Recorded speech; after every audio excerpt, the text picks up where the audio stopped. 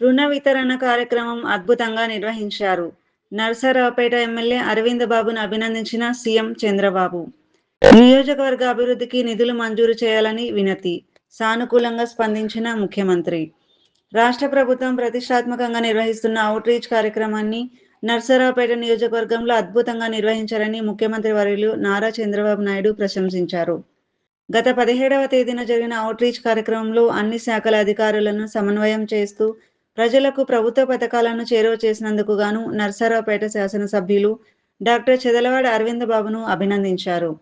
మంగళవారం రాత్రి సచివాలయంలో ముఖ్యమంత్రి చంద్రబాబు నాయుడును ఎమ్మెల్యే డాక్టర్ చెదలవాడ అరవింద్ బాబు మర్యాదపూర్వకంగా భేటీ అయ్యారు. ఈ సందర్భంగా నియోజకవర్గంలో చేపట్టాల్సిన అభివృద్ధి కార్యక్రమాలు, పెండింగ్లో ఉన్న పనులపై ముఖ్యమంత్రితో సుదీర్ఘంగా చర్చించారు. ఎంసీహెచ్ బ్లాక్కు నాబార్డు నిధులు ఇవ్వండి.